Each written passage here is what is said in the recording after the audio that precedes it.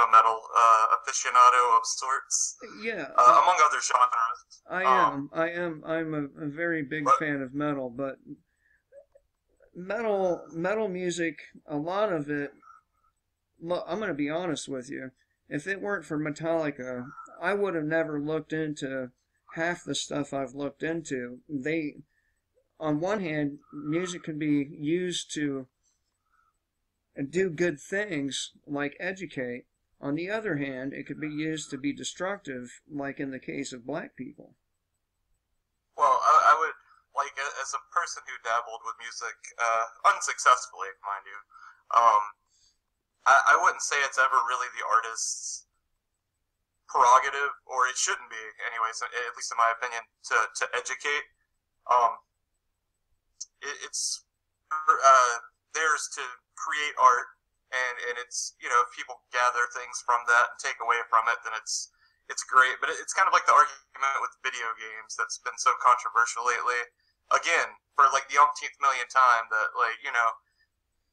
a type of culture. When I think it's more the reverse being true. I think like certain types of music are indicative of a cultural undercurrent that already exists, and it might kind of hyper exaggerate or kind of draw into the main focus this undercurrent. But I think it's always been there. Like violence in video games, I don't think violence having only existed since the creation of video games, and even violent video games don't have a direct corollary pattern with violence in America.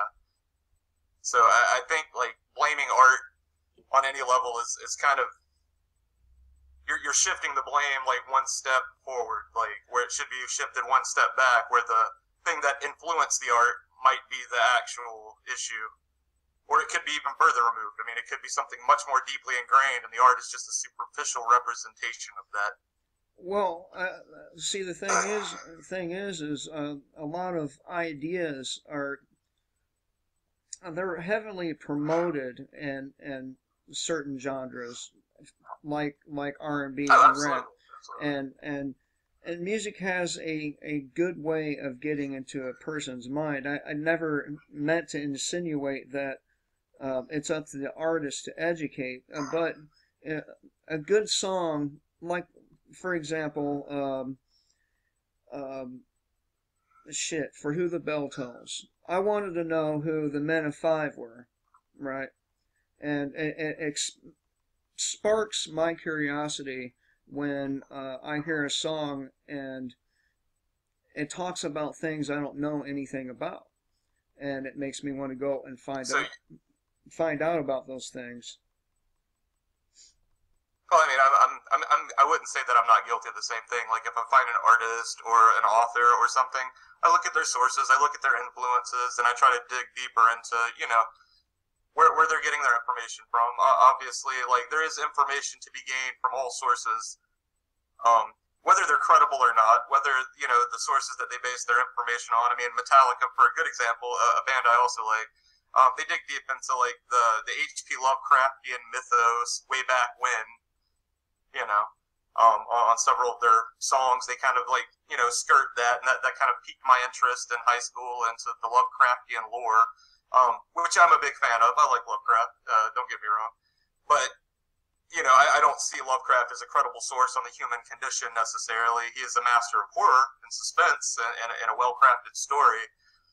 But I wouldn't say that, like, it would be on Metallica if I like developed an unhealthy obsession with Lovecraft that Right, led to me right, no doubt. murdering and disemboweling people in a very dark and dire fashion.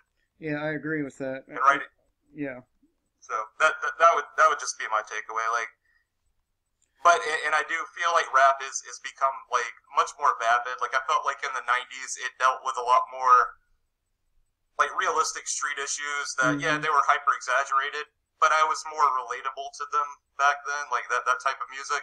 And I still enjoy it today. But I do feel like that the content, like with a lot of music, has seemingly gotten more vapid. But I think that's a sign of me getting older. And music follows these cyclical patterns where it kind of comes back around to, like, you have these breadths of time where it's filled with meaning, and there's like this quest for knowledge kind of ingrained in the music, and then the reverse trend takes over, which is kind of like this vapidness, this like very 80s hair metal kind of mentality where it's all just sex, drugs, and rock and roll, which has its place, and I'm not knocking people that like that. It doesn't really add anything to the zeitgeist or whatever, you know? Like, so I can see where you're coming from on that for sure, but have you had an opportunity to check out either of them books that I sent you? I have not. I'm going to be quite honest. It's been a pretty full workload, and I'm almost done with another book I was reading, and I'm really OCD when it comes to finishing books. Like I hate putting down a book and then trying to pick it back up later, and I'm 450 pages deep, and I'm kind of like, just like another 100 pages to go, and I'll be done. And the one I'm reading currently is actually by Jared Diamond. It's the Third Chimpanzee. It's a lot of the information in it's outdated, but it is a very interesting read. Not as good as his other book, Guns, Germs, and Steel. If you've ever read that, that's a pretty good, interesting little book. I have not. I read a lot of stuff like Crystallizing Public Opinion and the books I sent you. The Psychology of Peoples. And it talks about in this book how... Go ahead. Oh, no, you're fine.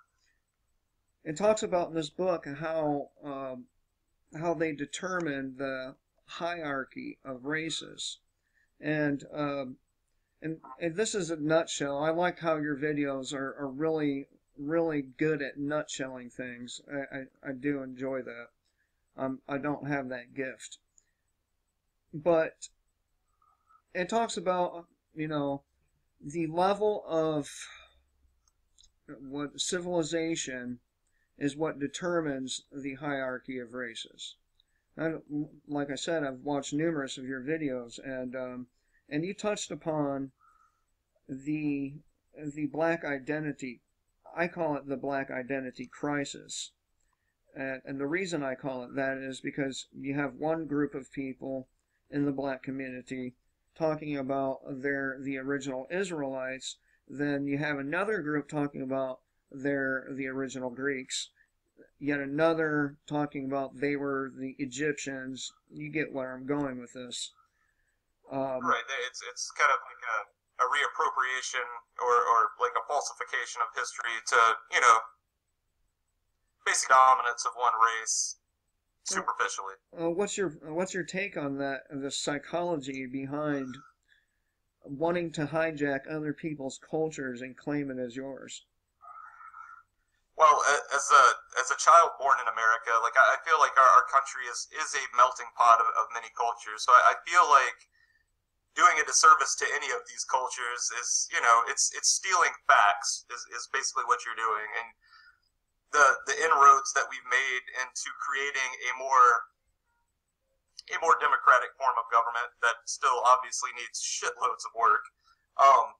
But you know, creating these inroads is subtly undone by all these people trying to redefine history how they want to. Like the victories of the past and the losses of the past, they're things to learn from, but they're no one's possessions. You know what I mean? Like these aren't things that like should make anyone feel good or bad racially because you had shit all to do with them. Right. And most likely your ancestors are such a genetic mix that at this point, like claiming one heritage over another is almost ludicrous. I mean, like even the most pure, like, you know, like Ethiopians are one of the more genetically like isolated groups historically. Like not the Ethiopians, the Sub-Saharans. Yeah, well, it's one group. I'm trying to remember. It's the what are they called? It's what we call the Bushmen, but they actually have the Khoisan. The Khoisan people are one of the more isolated groups in sub-Saharan Africa. But even they, like, there is no such thing as real genetic purity. I mean, like, we all have like this cross-pollinated genetic structure that, you know, is very intricately related to each other. I mean, like the differences within like any human population, regardless of race, is so small, comparatively speaking, that it makes the gulf, which is tiny, of us and chimpanzees look monumental. I mean, it makes it look like a universe apart based on how few chromosomes are actually different, like, you know, between any given ethnicity, that it seems silly and reductionist to like try to classify history in terms of modern race, because that's historically not, you know, wasn't really a factor. Generally, it was neighboring populations waging war on other neighboring populations. It was neighboring populations enslaving other neighboring populations, and generally technology and civilization status were the determining factors in those conflicts. Well, according to Laban, he says that race is, or your ancestors are one of the highest, most important factors in your civilization. And I am a mix of people, but I do not like living in a multicultural society. Not at all. Is there specific reasons? I mean, like, I'm just curious, because that's not necessarily my opinion. But I do like kind of try to see it from every angle.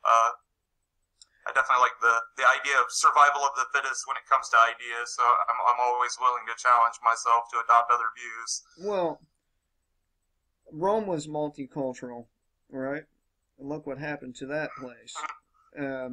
United States, same thing, multicultural, and but you can't say that the multicultural aspect is the only defining characteristic of the Roman civilization. I'm not. You can't assume that, right? I'm not. I was going somewhere with this here. Oh, okay. I'm sorry. Continue. So we have these commonalities. Rome, us. We're melting pot societies. We have different groups of people here that are all unhappy with the other groups. For example, Black Lives Matter. Even white people are beginning to hate white people, and I do think it is deeply rooted differences in our who we are, our core being, that they cannot be reconciled in any efficient manner. There's always going to be this looming hatred for white people, either because our ancestors, the Spanish, conquered through the Mexico part of things, and then of course the slavery aspect of it, right? So they're always going to hold this resentment for the people they see as responsible. You see what I'm saying? They think I definitely understand. They think that we're responsible now for what our ancestors did then, and the differences between the cultures are night and day, right? And you can't have day and night mixed together. Sun up, sun down. Well, I mean, I would argue that, like, when slavery was ended, these conversations were had by different parties and different government officials with different intentions, because they did want to solve the problem of, okay, now that we have all these people that are freed, who are obviously going to harbor resentment, because, I mean, it would be stupid to think that they wouldn't. I mean, any people forced upon, you know, or forced into hard labor and taken from their homelands, like, historically, yeah, they're probably going to feel pretty put upon. So yeah, it was a common sense problem that people were trying to deal with back at the time of slavery, and you know, colonies in Africa were tried to be established to harbor some of these returning Africans. I think that's how actually Sierra Leone started. Yeah. Haiti, so I mean, like, bad decisions were made even after the Emancipation Proclamation was signed. There were a lot of bad decisions That probably really didn't help the plight, and it probably didn't help our current circumstances anymore by making further bad decisions. Necessarily think the rectification of that was in the, this whole idea of affirmative action. I still am not a big supporter of that. I think free market capitalism is a much better way to deter racism, because people can't afford to be racist in a very competitive market, because competition doesn't necessarily recognize those sort of low-level biases. If someone makes a better product and markets it better, they're going to sell more of it, regardless of what color the man making it or buying it is. You know what I mean? So I feel that government intervention has probably set us back further on the road to health and recovery in that aspect. And I'm not saying it's possible to ever be fully recovered, and that there won't ever be some underlying tension ready to ignite. But I do think identitarian politics, generally in any direction, is usually the wrong way to go. Because as much as I can learn from my cultural past, that doesn't mean that other cultures don't have a past worth looking at when it's factually supported, obviously. And obviously it has to be in congruence with, commonly understood reality. It can't be just this oh yeah, totally, the Egyptians had this way of knowing magic things, and don't look into it because reasons, and they were also super black. It's not historically supported. That's not historically supported, and no amount of identitarian politics is going to redefine what actually happened. And that's more my interest in life, is generally just what actually happened. Yeah, absolutely. The truth. I am more concerned with the truth than people's feelings, generally. Not that I'm, completely, non-considering of people's feelings. It's just generally that's not my primary motivation in life. I want to see as much of the world as I can and figure out as much as I can before I expire. I don't want to tell other people how to live any more than I want them to tell me how to live. And I feel like if we can come to some sort of just duly understood kind of, we can interact with each other, trade goods with each other, and not shoot each other on a daily basis, that would be a pretty good existence. Yeah. What do you think about the Sumerians? As a culture, or as a proto-culture that spawned? What do you think? Do you think that their writings are accurate? It's debatable. I mean, written word form, at the time of the Sumerians, most of it was used for ledgers and bookkeeping, because economics trumped any sort of literacy or desire to be poets or historians. That the notion of historian is a relatively new thing. So accuracy probably wasn't their first thought when it came to recording historical things, unless it was how many sheep someone owed them in a transaction. That was probably pretty important. That was probably pretty accurate. So sheep trading records are probably pretty accurate, but as far as historical records of certain things, that's stuff that needs to be corroborated, I'm pretty sure, with other scientific findings, because human biases were probably just as rampant then as they are now, and that would be like reading Huffington Post and assuming that every word of it's true. For future historians, that, if that was the only news source left from the modern day, the fact that the people writing it are literate doesn't necessarily mean they know what they're talking about, or that they fact check anything before posting it. Okay. I guess what I'm trying to get at, are you smoking? I was, yeah. Okay. Because I'm feeling for a smoke myself, and I didn't want to do that while I was talking to you unless you did. But I could tell. Anyway. Yeah. I guess what I'm trying to ask you is, how much have you read into their culture? Not much, honestly. It's been mostly superficial as far as Sumeria goes. I know the basics, but nothing really ingrained, belief-wise, or, their societal structures. I never really delved heavily into that. Well, we have them to thank for a lot of the things that exist today, like democracy, for example, and mathematics. But So you never got into like learning about the Anunnaki?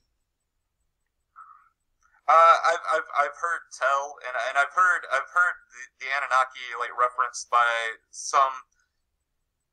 I would say like I don't want to say conspiracy theorists, but conspiracy theorists like referencing them in relation to like some kind of extraterrestrial civilization, maybe.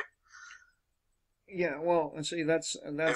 part of the deal with the Sumerian tablets is they tell the basically the biblical creation story, only it's they don't call the creator God, they call him Anunnaki, and they talk about all about how they took the rib from Adam because it had a lot of genetic material that could be used in it, and I mean, it's one of the parts of the body, of course, you can cut out and still live, right?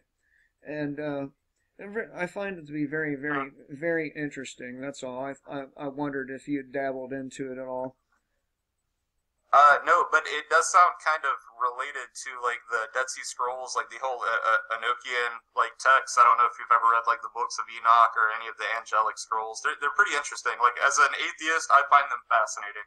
So Um, you're an atheist. So you believe when you die, you're just dead. even like I would say that my intellectual leaning is yeah, it's lights out. That's it. But I'm not saying that that is definitely what happens because obviously I have no way of knowing. Um, but I believe that evidence and reason, insofar as I've applied it in that area, just kind of leads me to believe that yeah, it's pretty much lights out. Nap time with no dreams. You know what I mean? Like it's that long big sleep.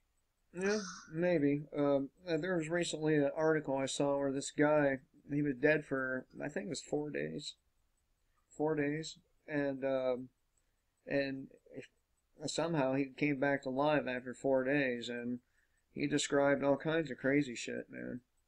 But Well, and I mean, even if that happened, which I don't know that I would want to come back after 4 days because like oxygen deprivation in the brain play all sorts of mean and well, nasty tricks. well, But that's the thing. He was totally normal when he came back. It was like he didn't die at all.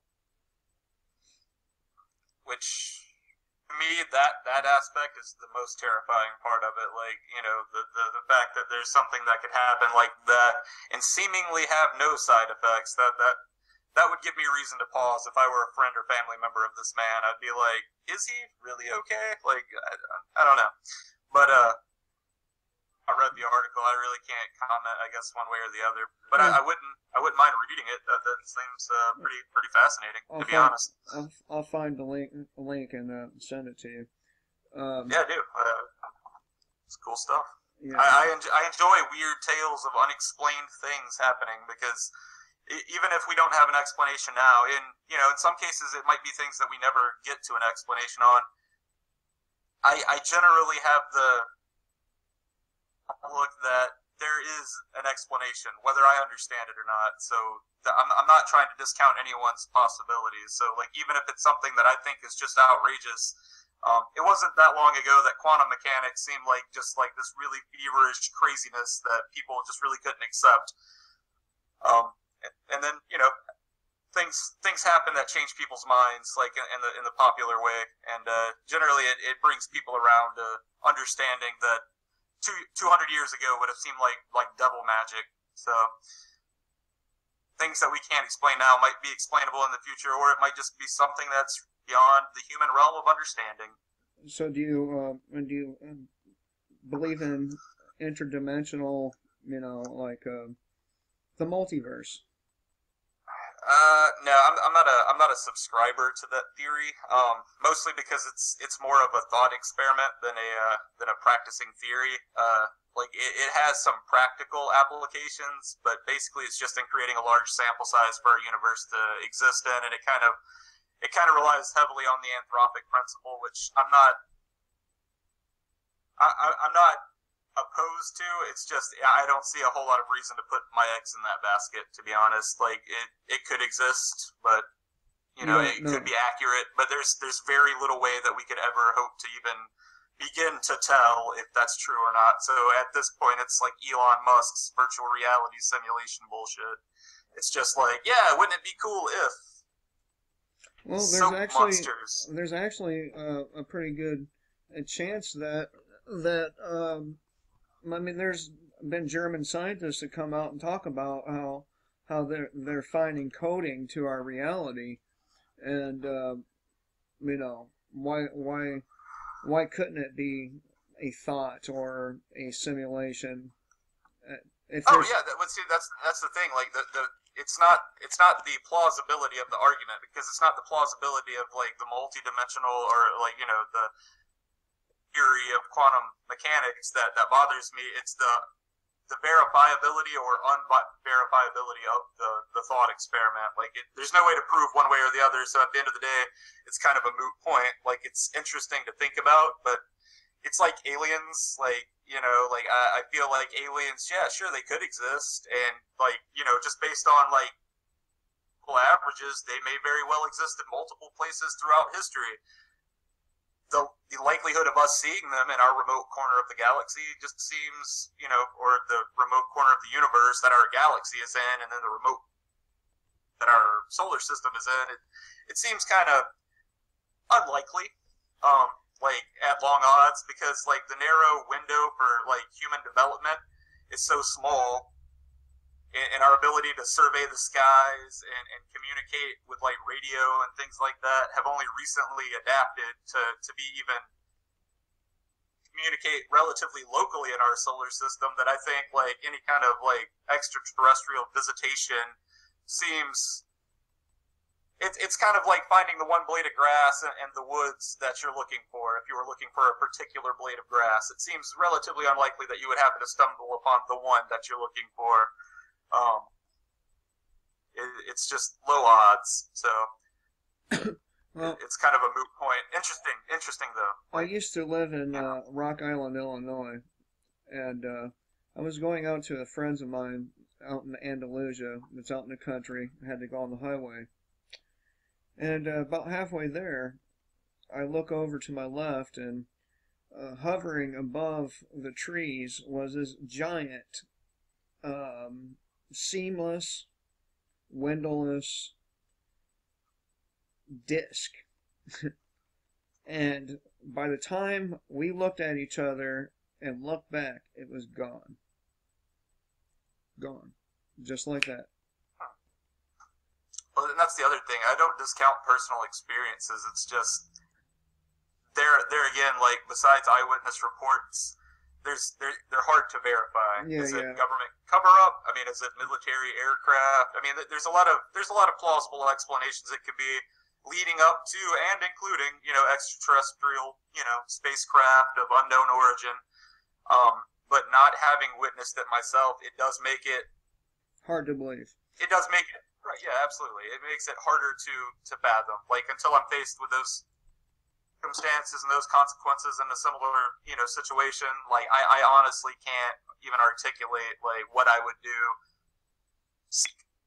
going forward from that moment, like, or, you know, what kind of, probably do a whole lot of digging into the air traffic of that locality around that time frame. That would probably be my first inclination, like to see what, you know, other people had reported, see if there was any other emergency phone calls placed that kind of reported similar sightings. This is before the internet was a thing.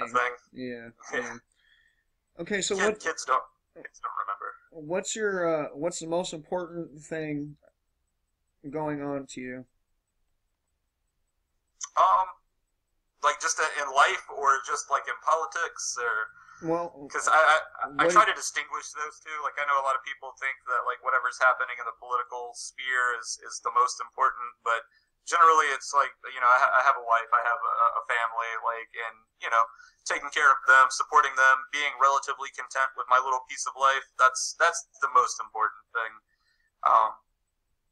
You know, being with friends and loved ones, spending time with people I care about, reading good books. Those are the things that I enjoy doing on a pretty regular basis, and they bring me a peace. You know, they bring me a contentment that I'm fine with. The most important thing politically, well, there's a lot of things with North Korea that make me generally concerned, but that's pretty typical. Like North Korea has pretty much been a worrying place since I've been in existence. So it just seems to get crazier every year. Like the degree of insanity in that place seems to just ratchet up. So I am a little nervous about North Korea in general.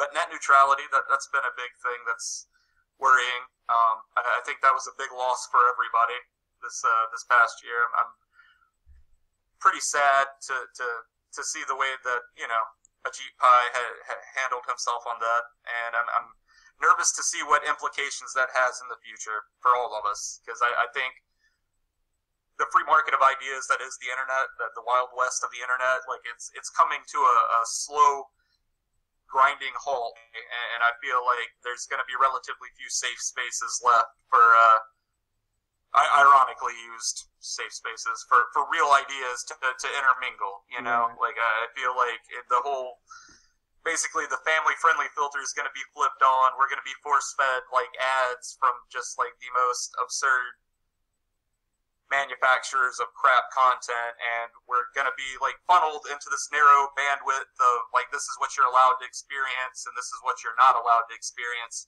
And that's worrying to me, like as a person who has to digest various things. Like it's like cutting off my buffet of brain food. Right. So. What do you think of police killing 450 times more people in 3 years than 30 years of mass shootings? Yeah, I think that's a problem. Like that's either indicative. Yeah, that's a pretty big problem. That's either indicative of like crime being like statistically way higher, people coming into more active conflict with the police, or it's like it's definitely seeming to be like a shortcoming on the side of the police with their response training, like and the insistence on using what seems to be force in some instances where maybe that isn't the necessary go-to method. What's your take on gun control? On gun control? Yeah. I don't generally think more gun control is going to be the problem solver. I've always been of the mentality, like, I'm not saying, give everyone a fucking M1 Abrams tank, but I'm saying, like, once guns are in a country, the conversation about gun control becomes property rights, and that's a different thing altogether. And I don't fuck with property rights, and no person that supports the Constitution or democracy or a free market economy should ever want to fuck with property rights. Well, yet it's done every day through asset forfeiture. Oh, absolutely, and those are the things. And big government's another thing. I'm a big opponent of. I generally just. The more the government has control of your life, the less you do, the less choices you get to make because the government's already made them for you. And I don't believe in that. I believe that in a mutually beneficial society, which is the kind that generally free market capitalism fosters, because people only make deals that benefit them generally on some level, that most people gain to benefit the most, and you get to make the maximum amount of choices for yourself.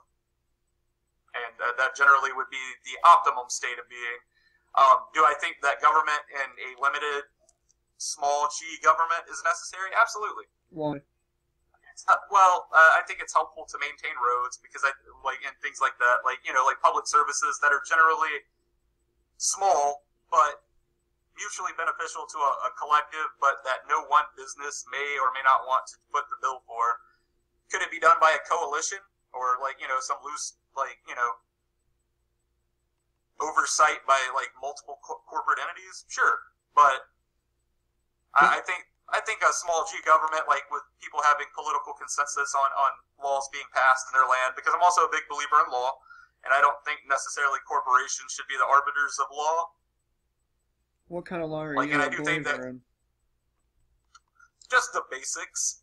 Generally, I think law could be pared down massively to don't rape, don't murder, don't steal shit. Property rights, there again, being very prevalent on my list of thou shalt nots. Do you think the government should be in the business of telling people what they may and may not put into their body?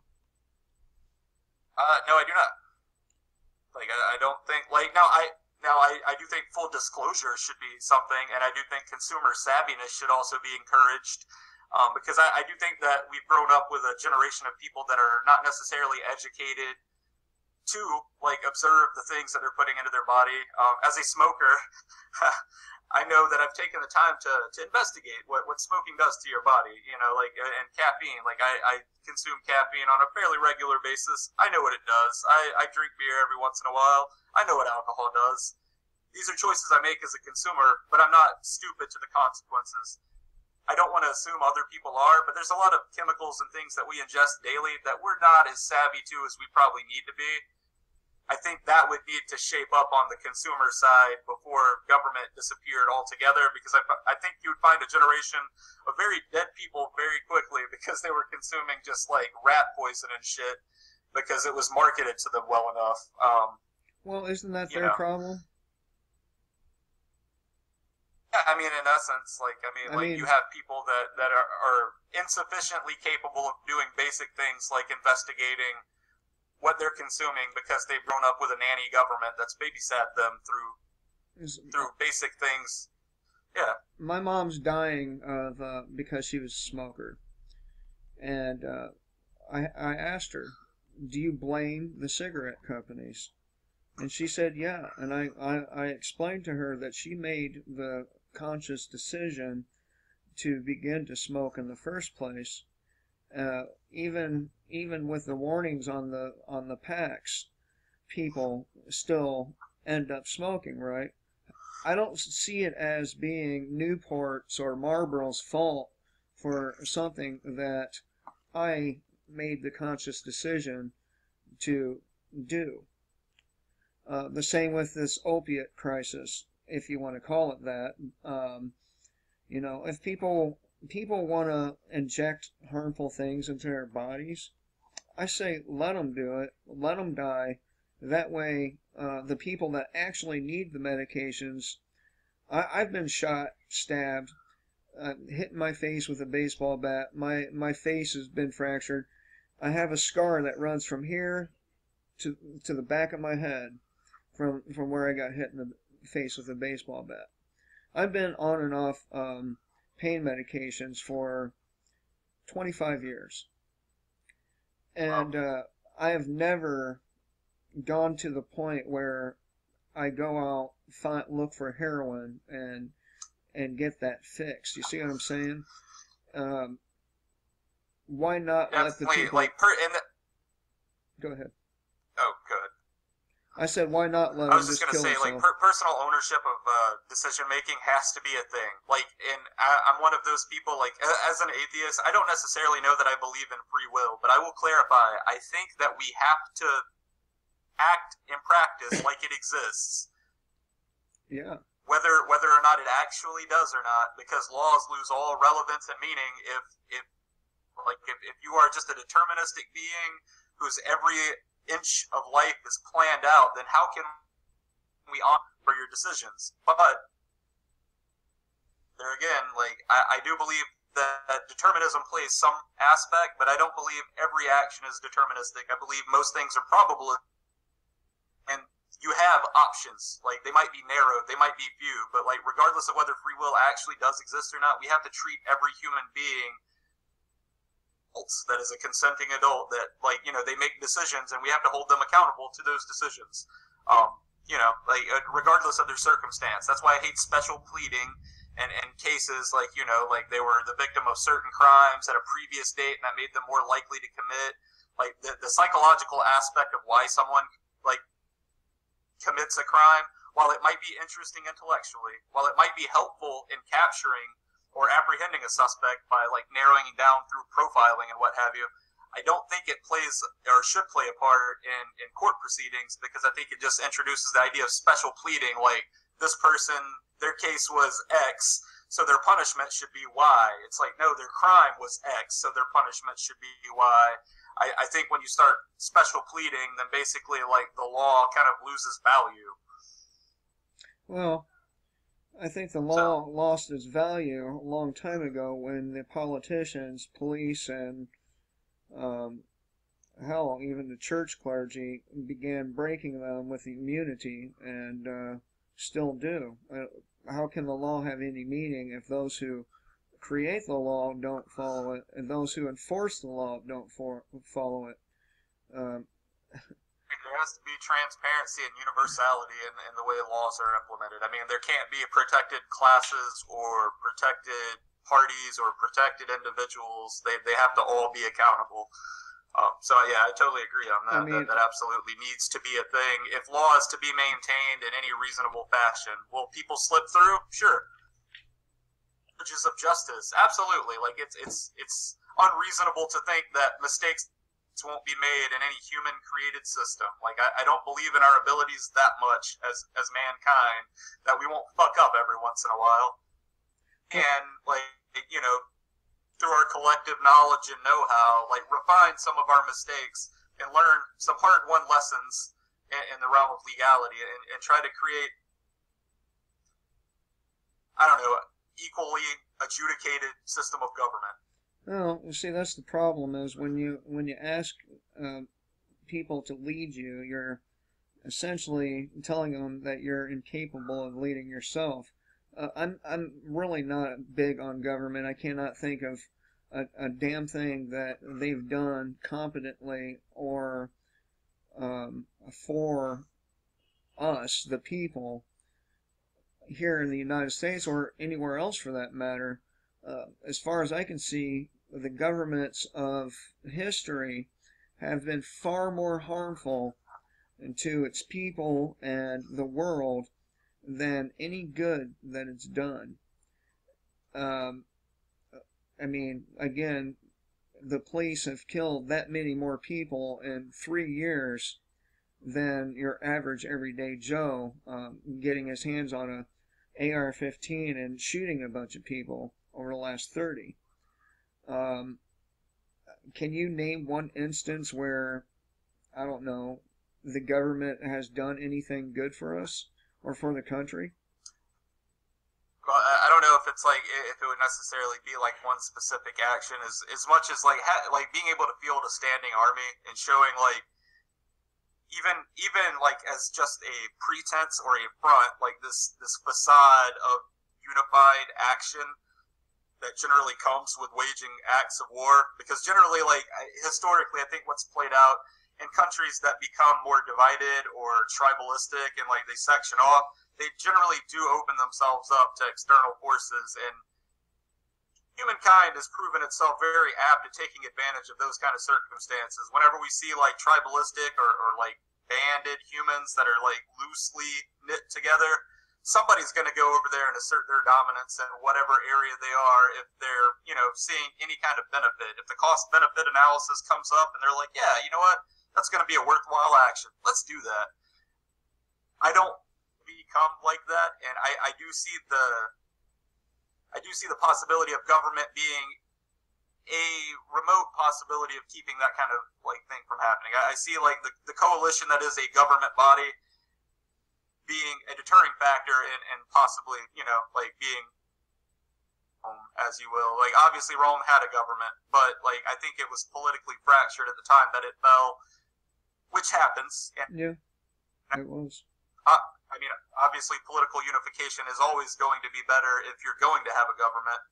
Of making actions that are quick, relatively speaking. I mean, government action will always be slower than individual action. And yeah, could America field an army without a government? Sure. Probably not. Like I've seen militias, like, you know, and I've met people that are members of militias, and they have loose coalitions a lot of times with other militia groups and things like that. But like, could they coordinate like a strategic like strike against an incurring force? I have my doubts. Like, it's not that I doubt them as individuals. I doubt their ability to operate one autonomous body of a, you know, like singular will, which is kind of how effective armies have to operate. They have to operate like the arms and legs of a massive brain, punch and where to kick. And like when they're effectively executed, those orders lead to victory. And when they're not, they lead to headshots that leave governments in tatters and countries ripe to be overrun. So I would say that would be like one thing that I think is a tick in the government pro a reduced government could still effectively manage that. Government's function was solely in administering like a standing army and just facilitating the basic laws of the land in an overall sense. Like, yeah, I think like they could leave a lot of it to privatized industry and it would be a better place. So, do you have the right to go over to your neighbor's house and use force on him? No, absolutely. I mean, no. I mean, okay. Generally, like if so he owns his property. How do we delegate that right to a group of people if we don't have that right in the first place? Oh, I see what you're saying. So basically, like a police force having the ability to come onto people's private property and. Well, not just police force. I mean, it's the USDA can come on your land if they want to. The Bureau of Land Management. We've seen this done to the Bundys out there in Nevada. So I guess what I'm trying to get at is that's the problem with the idea of a government is we don't have these rights in the first place, and here we are delegating these rights to a group of people who then in turn use these very rights that we delegate to them against us, which we don't even have the authority in the first place to do. Right? I mean, the only time it's acceptable to use violence on another person is in a defensive way. Anything less than that, you're initiating force, correct? Correct. So, there it is. There it is right there. And that's what people who lobby or think that a government or a state is a good thing, and my argument is that how can it be when we don't have these rights in the first place? So it's a very interesting idea. I'd like to think on that. That's actually it's a pretty cogent point you make. So. I've heard this thing called divine right to rule, and as far as I can tell, that dates all the way back to the Sumerians, going full circle here. The idea of a one world government came from, supposedly anyway, according to the Sumerians, the Anunnaki. They had a one world government, and supposedly that's what they were trying to do here on this planet back in biblical times. So I don't believe in divine right to rule, and I'm related to a lot of the presidents and a lot of the royalty over there. I suppose it may be to my advantage. I don't know, but I am related to them, and they're total fucking lunatics, all of them. So. But that's pretty interesting. I like the metaphor. I like the analogy. Like I think it holds pretty true. Have you been in trouble? Have you ever been in trouble? I'm sorry, you keep cutting out. I said, have you ever been in trouble? Oh, with the law? I've been handcuffed just the one time. I was a pretty good kid. And good at hiding some of my indiscretions as a youth. When I dallied, but no, I was pretty good most of the time. Handcuffed the once, never had any charges formally pressed. Now my family, on the other hand, like I've had multiple family members in my immediate family, suffer incarceration and things like that. I've bailed a few people out of jail. That's been an interesting experience, but relatively unmolested by the government. Yeah, good for you. I'm glad. My entire existence has been one government intervention after another, if you will.